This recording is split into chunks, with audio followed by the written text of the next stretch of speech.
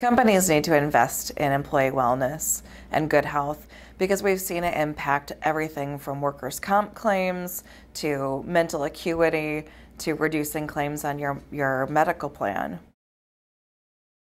Companies really need to take a look at the makeup of their employees and the turnover factor of their company to really design a wellness program that fits in the culture of their business. If you've got a high turnover business, you don't want to look at a wellness program that's a long-term wellness program, because if you avoid that heart attack that's 5 years down the road and you've got a high turnover business, that employee is not even going to be there to show that ROI on your book. So you want to look at a few factors, including where your employees are at today, what they're doing today for wellness, and how to move that needle just a little bit and meet the employees where they are. A lot of companies and employees think that wellness programs are solely focused on exercise. And really a well-rounded program is going to include a lot of different factors, including health screenings, diabetes management, back care, chronic illness management, weight loss, coaching programs, financial programs, to really help employees in a variety of different areas. The best way to really know where your employees are for a benchmark is doing the biometric screenings so that your employees can see a snapshot in time of their numbers. And knowing your numbers is the best way to know the health risks of your employees. The CDC thinks that investing in wellness is great business for a company. They've done some research and found that there's significant return on investment from reduced claims, lower premiums, reduced absenteeism, reduced presenteeism, to the tune of $3 to $6 for every dollar invested. First, you need to give your employees lots of opportunities to get involved.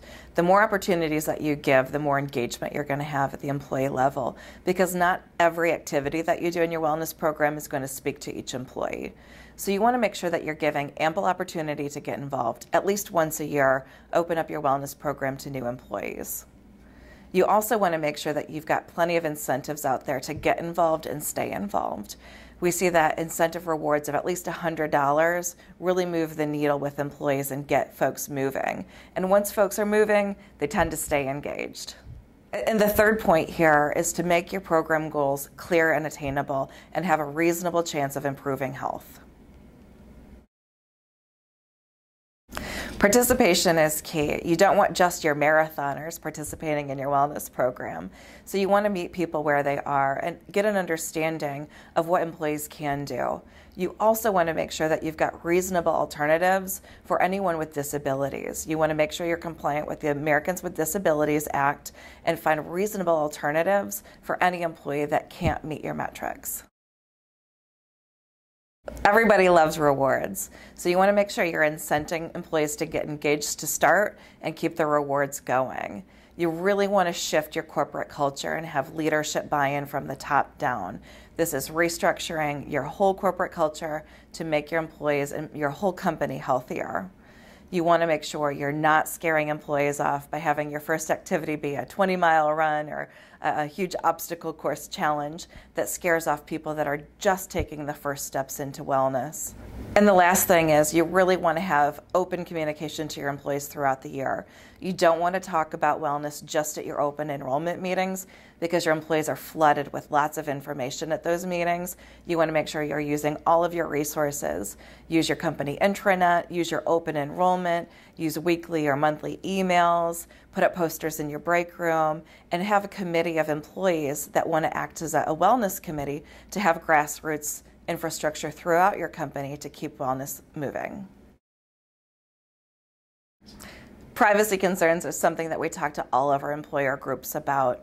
We have to deal with it every day on our health insurance and HIPAA protection. So we want to make sure that we're still keeping privacy top of mind with wellness programs. Often we find that employees have success and they'll come to you with success stories. And so what we like to do is if they're comfortable with using their name, we'll share their name and their success. But a lot of times we can share a story without naming an individual. Businesses really need to define what they want their wellness program to do. How can you measure success if you don't have a clear definition of what success is? So we come in and help our clients to really put together a program that meets their employees at the right level and has clear goals to accomplish.